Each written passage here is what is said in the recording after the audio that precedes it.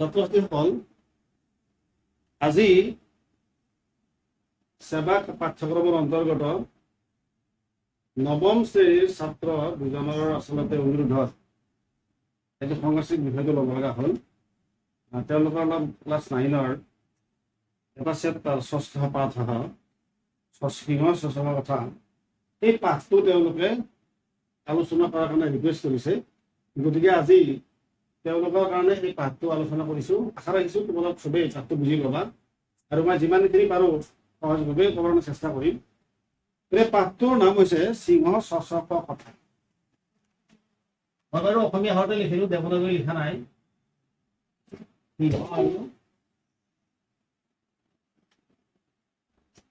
সিংহ আৰু শশাঙ্ক মানে শহাৰ কাহিনী। সিংহ আৰু শহাৰ কাহিনী, সিংহ শশাঙ্কৰ কথা। আচলতে কিতাপখনত তোমালোকৰ ইয়াতে দিয়া যিটো সিংহৰ শশাঙ্কৰ কথা, এই সিংহৰ শশাঙ্কৰ কথা পাঠটি আচলতে পঞ্চতন্ত্ৰ নামৰ এখন পুথিৰ পৰা উলিওৱা হৈছে। পঞ্চতন্ত্ৰ শুনিছানে নামটো? শুনিছা? পঞ্চতন্ত্ৰ আচলতে হ'ল 5খন তন্ত্ৰ। পঞ্চ মানে কি? 5। তন্ত্ৰ মানে কি? তন্ত্ৰ মানে উপাসনা আৰু সাধন মাৰ্গৰ নিয়ম থকা। আমি আখ্যান বুলি কোৱা হয়। তন্ত্ৰ মানে হৈছে আখ্যান, পঞ্চ মানে হ'ল 5। তাৰমানে পাঁচটা বা 5খন আখ্যান ইয়াত আছে। এই 5খন আখ্যান কি কি? মিত্ৰভেদ, মিত্ৰ সংক্ৰান্তি, কাকু প্ৰিয়,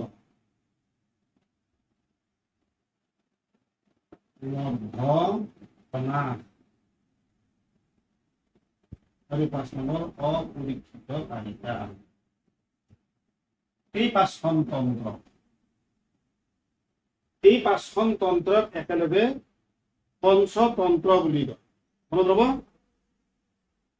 পঞ্চ মানে 5, তন্ত্ৰ মানে আখ্যান। গতিকে 5খন আখ্যান লগ হৈ এখন কিতাপ হৈছে আৰু সেই কিতাপখনৰ নাম পঞ্চতন্ত্ৰ। মনত ৰ'বনে? ৰ'ব। এই পঞ্চতন্ত্ৰ কোনে ৰচনা কৰিছিল জানানে? বা কিয় ৰচনা কৰিব লগা হৈছিল? পঞ্চতন্ত্ৰ আচলতে কেনেকে লিখিত হ'ল বা ৰচিত হ'ল তাৰ বাবে মই বেকগ্ৰাউণ্ডৰ কথাটো কৈ দিছোঁ। পঞ্চতন্ত্ৰ ৰচনা কৰিছিল এজন বিষ্ণু শৰ্মা বুলি বিদগ্ধ পণ্ডিত। বিষ্ণু শৰ্মা যিজন ৰচক আছিল, তেওঁৰ নাম বিষ্ণু শৰ্মা। বুজিছা? আৰু কিয় এয়া ৰচনা কৰিব লগা হৈছিল? আচলতে কাহিনীটো এনেকুৱা। দাক্ষিণাত্যৰ ৰজা অমৰ শক্তি। কোন ৰজা? দাক্ষিণাত্যৰ ৰজা অমৰ শক্তি। সংস্কৃতৰ যিবিলাক নাম, সেই নামবিলাকৰে অৰ্থ বহুত। অমৰ শক্তি মানে কি? অমৰ কাক বোলে? যিজন নমৰে তেওঁ অমৰ, যিজনৰ শক্তি নমৰে তেওঁ অমৰ শক্তি। তেওঁ এজন ৰজা, তেওঁ হৈছে দাক্ষিণাত্যৰ ৰজা। আৰু এই ৰজাজন এনেকুৱা বিদগ্ধ পণ্ডিত, তেওঁ সৰ্বশাস্ত্ৰ বিশাৰদ আৰু সকলো কলাবিদ্যাত পাৰ্গত। আৰু তেওঁ এনেকুৱা এজন ৰজা, যিজন ৰজাৰ সুবিশাল ৰাজ্য আছে, বহুত ডাঙৰ ৰাজ্য। তেওঁ এই ৰজাজন যদিও বহুত জ্ঞানী বা বহুত পাৰ্গত বা পণ্ডিত মানুহ আছিল, যদিও তেওঁৰ বহুত সুবিশাল ৰাজ্য আছিল, তথাপিও এই ৰজাৰ মনত শান্তি নাছিল, সুখ নাছিল, টোপনি নাছিল। কিয়? কাৰণ এই ৰজাৰ 3জন অতি যধাংশ, বসু শক্তি, উগ্ৰ শক্তি আৰু অনন্ত শক্তি। ৰজাই এওঁলোকৰ নামকেইটা ঠিকে ৰাখিলে, কিন্তু বসু শক্তি, উগ্ৰ শক্তি, অনন্ত শক্তি। যেতিয়া এই পুত্ৰকেইজন ডাঙৰ হৈ আহিল এদিন দুদিনকৈ, তেতিয়া ইহঁতক ৰজাই দেখিলে যে ইহঁতৰ নিচিনা মূৰ্খ কোনো নাই, মহামূৰ্খ, গন্ধমূৰ্খ, জধামূৰ্খ, সিহঁতৰ নিচিনা মূৰ্খ পৃথিৱীত নাই। কিন্তু এই পুত্ৰকেইজনৰ যিজন দেউতাক ৰজা অমৰ শক্তি, তেওঁ গোটেই তেওঁৰ মানে যিটো গুণ বা তেওঁৰ যিটো যশস্যা, তেওঁৰ যি বিদ্যা, তেওঁৰ যিটো গুণ, সেই গোটেইবিলাক তেওঁৰে ছাতি ফুটি যোৱা চাৰিখন। তেওঁ সৰ্বশাস্ত্ৰ বিশাৰদ, সকলো কলা পাৰংগত, তেওঁ সকলো বিদ্যাৰ বিকৰত আৰু সকলো কলাবিদ্যাত পাৰ্গত। এনেকুৱা এজন মানুহৰ ঔৰসত যেতিয়া এই তিনিজন পুত্ৰৰ জন্ম হ'ল, তেতিয়া ৰজাৰ আৰু বৰ ভাল লাগিব নেকি? ৰজাৰ মনটো বেয়া, বৰ দুখ। ৰজা ইমান বিদগ্ধ পণ্ডিত, তেওঁ মাজে মাজে ভাবে যে কি কৰিলে এই পুত্ৰকেইজন অলপমান জ্ঞানী হ'ব। এনেকে নিজে ভাবি ৰজাজন যদিও বহুত জ্ঞানী, তেওঁ আচলতে নিজেই একো মানে সিদ্ধান্ত নলয়। তেওঁ ভাবিলে যে কথাটো ৰাজসভালৈ লৈ যোৱা যাওক। ৰাজসভালৈ লৈ আহি তেওঁ কি কৰিলে, মন্ত্ৰীবিলাকৰ মাজত এই কথাটো উলিয়ালে। তেওঁলোকে ক'লে যে প্ৰভুসকল, মন্ত্ৰীসকল, আপোনালোকে জানে যে মোৰ এই পুত্ৰকেইজন একেবাৰে জধামূৰ্খ, গন্ধমূৰ্খ, মহামূৰ্খ। গতিকে এওঁলোকক চাই থাকি মোৰ মনটো একেবাৰে বেয়া। মোৰ সুবিশাল ৰাজ্যই মোৰ মনত অলপমানো সুখ দিব পৰা নাই। গতিকে প্ৰভুসকল, মই আপোনালোকক কাতৰ কৰিছোঁ, অনুৰোধ কৰিছোঁ, আপোনালোকে যিকোনো প্ৰকাৰে এই ল'ৰাকেইজনক যদি অলপমান জ্ঞানী কৰিব পাৰোঁ, তাৰে কিবা এটা উপায় দিয়ক।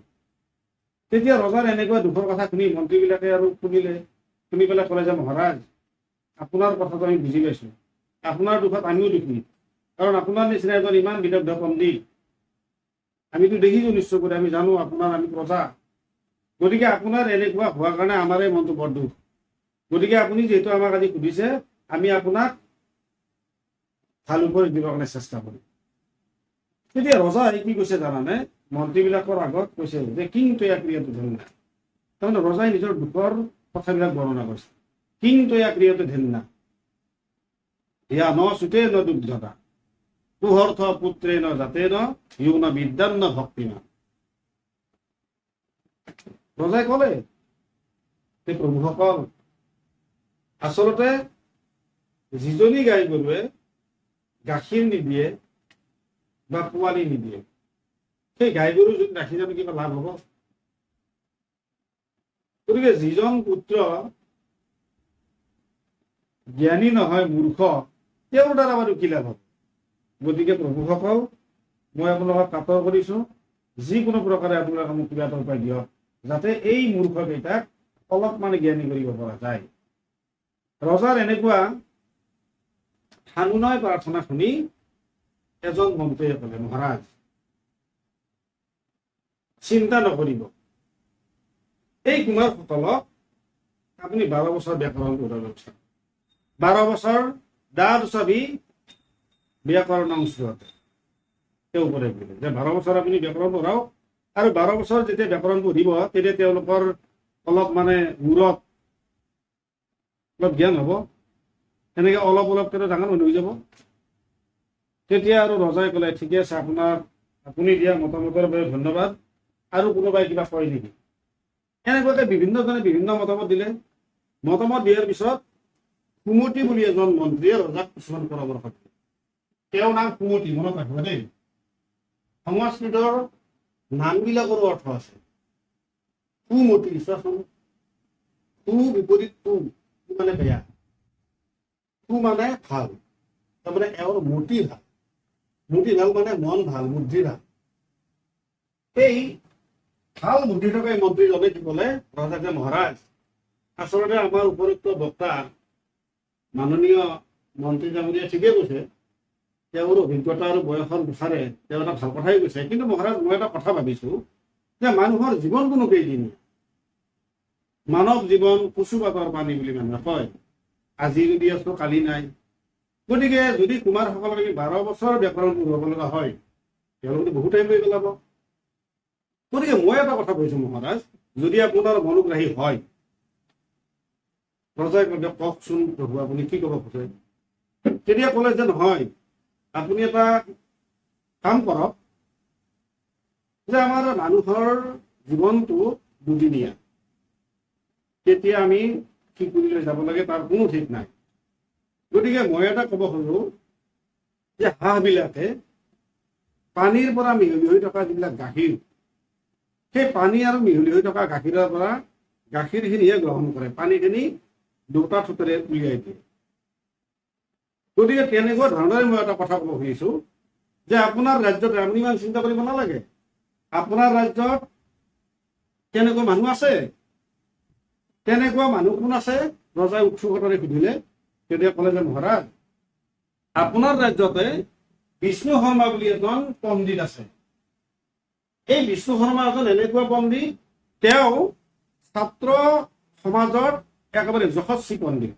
তেওঁৰ যশস্যাই আপোনাৰ গোটেই ৰাজ্যত, আপুনিহে গম পোৱা নাই, চবেই জানে, তেওঁ বহুত জানা মানুহ। গতিকে মই ভাবো এই বিষ্ণু শৰ্মা বুলি পণ্ডিতজনৰ ওচৰত আপোনাৰ যদি এই মূৰ্খপুত্ৰ কেইজন গতাই দিয়ে, মই বিশ্বাস দিলোঁ, আপোনাক গেৰাণ্টি দিলোঁ, তেওঁ আপোনাৰ ৰজা কেইজনক জ্ঞানী কৰিবই কৰিব। তেতিয়া ৰজাই কুমুদিৰ কথাটো অলপমান ভাবি চাই ভাবিলে যে হয়ে কথাটো। গতিকে ৰজাই ক'লে বিষ্ণু শৰ্মাক ৰাজসভাত লৈ অহা যাওক। ৰজাৰ কথা লৈ আহিল, ৰজাৰ সৈন্য সামগ্ৰী লৈ আহিল। আহি এই অমৰ শক্তি ৰজাই, মই ইতিমধ্যে কৈছোঁ তেওঁ বহুত জ্ঞানী, তেওঁ ৰজা হৈ আচলতে মন্ত্ৰীবিলাকক যেনেকুৱা ধৰণে প্ৰাৰ্থনা কৰিছে তেনেকুৱা আচলতে ৰজাই নকৰে। তেওঁ এইকাৰণে কৰিছে যে তেওঁ বহুত বিদগ্ধ পণ্ডিত।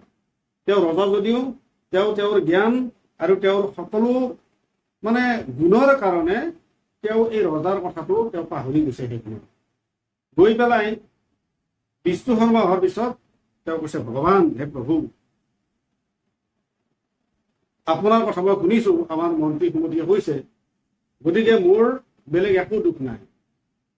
মোৰ এটাই মাত্ৰ দুখ, মোৰ এই মূৰ্খ পুত্ৰ কেইজন বৰ গাধ, গৰু একেবাৰে, মহামূৰ্খ, গণ্ডমূৰ্খ, আৰু ইহঁতক চাই থাকি মোৰ এই কুবি খাল বাজবি সুখ দিব পৰা নাই। গতিকে প্ৰভু, আপোনাৰ কথা মই শুনিছোঁ, গতিকে আপুনি যদি মোৰ এই পুত্ৰ কেইজনক অলপমানো জ্ঞানী কৰিব পাৰে, মই আপোনাক কথা দিলোঁ, মই আপোনাক 100খন গাঁৱৰ শাসনকৰ্তা হিচাপে নিয়োগ কৰিম। অহং ত্বাং শাসনা সতেনাপি নিয়োগ ইচ্ছামি, ৰজাই কৈ দিলে। এতিয়া একেবাৰে কুস্তিৰ মনা এই বিষ্ণু শৰ্মাই ক'লে যে মহাৰাজ, কথাটো আচলতে তেনেকুৱা নহয়।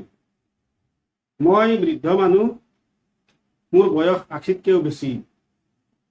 গতিকে এইখিনি সময়ত মোৰ বেছি টকা পইচাৰ কথা নাই, আৰু মই 80 বছৰ বয়সত বা 80 বছৰে উৰ্ধৰে মোৰ জীৱনটোত মই আচলতে বিদ্যা বিক্ৰী নকৰোঁ। গতিকে আপুনি ইমান ডাঙৰ ৰজা হৈ যিহেতু মোক এটা অনুৰোধ কৰিছে, মই চাওঁ এবাৰ যদি তেওঁলোকক পাৰোঁ, যদি মা সৰস্বতী আশীৰ্বাদ দিয়ে, তেনেহ'লে আমি এই কুমাৰ কেইজনক অকণমান জ্ঞানী কৰিব পাৰিলেও মোৰ ভাল হ'ব। গতিকে মই আপোনাক বেলেগ একো নকওঁ, এটা কথাই কওঁ যে এই ৰাজকুমাৰসকল যিমানেই মূৰ্খ নহওক, যদি মই তেওঁলোকক 6 মাহৰ ভিতৰত জ্ঞানী কৰিব নোৱাৰোঁ, তেনেহ'লে মই মোৰ নিজৰ নামেই ত্যাগ কৰিম। এনেকুৱা অসম্ভৱ প্ৰতিজ্ঞা শুনি ৰজা আৰু উৎসুক হৈ ৰজাই কুমাৰসকলক গতাই দিলে। বিষ্ণু শৰ্মায়ো এই তিনিজন মূৰ্খকে লৈ গৈ তেওঁৰ আশ্ৰমত লৈ গ'ল। আশ্ৰমত তেওঁলোকক সদায় এটা কৈ বহুত সাধু কথা ক'লে। এই সাধু কথাবিলাক এনেকুৱা সাধু কথা, প্ৰকৃতিৰ লগত ৰিলেশ্যন থকা বস্তুবিলাকৰ ওপৰত সাধু কথা। যেনে চৰাইয়ে চৰাইৰ লগত কথা পাতে, জন্তুৱে চৰাইৰ লগত কথা পাতে, গছৰ লগত কথা পাতে, এনেকুৱা কিছুমান সাধু কথা ক'লে। এনেকে এদিনৰ পিছত এদিনকৈ এটাকৈ সাধু কথা কওঁতে মুঠতে 70টা ষ্টৰী বা কাহিনী বিষ্ণু শৰ্মাই এই কুমাৰসকলক কৈ দিলে। এদিনৰ পিছত এদিন এনেকে 70টা কাহিনী বিষ্ণু শৰ্মাই এই কুমাৰসকলক ক'লে। আৰু এই 70টা কাহিনী কোৱাৰ সময়ত বিষ্ণু শৰ্মাই মুঠতে 900টা 900 তেওঁ শ্লোক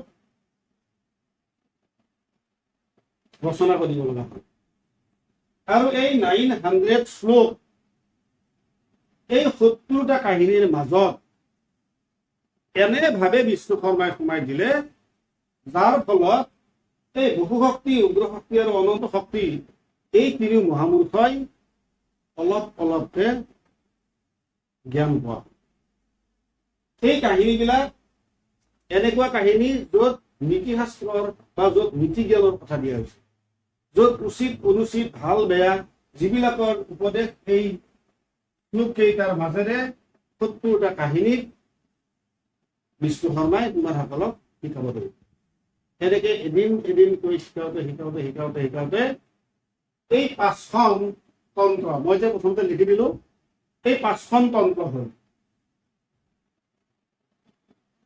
কি কি প্ৰথমতে হ'ল মিত্ৰভেদ 2 নম্বৰ মিত্ৰ সংস্থাপ্তি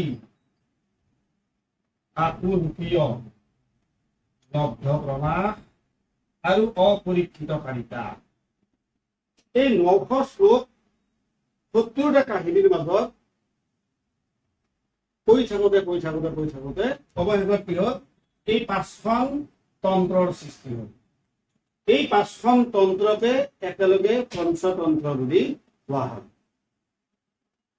মনত হ'বনে পঞ্চতন্ত্ৰ কি কিয় ৰচনা কৰিব লগা হ'ল ইয়াৰে বেকগ্ৰাউণ্ড থকা এইটো এটা কাহিনী আৰু এই 5খন তন্ত্ৰ ৰচনা কৰি যেতিয়া এদিনৰ পিছত এদিন বা এটাৰ পিছত এটাকৈ যেতিয়া বিষ্ণু শৰ্মাই সাধু কথা ক'লে সাধু কথা কোৱাৰ পিছত এই যি ধৰণে ৰজাক বিষ্ণু শৰ্মাই প্ৰতিশ্ৰুতি দিছিল যে 6 মাহৰ ভিতৰত জ্ঞানী কৰি তুলিব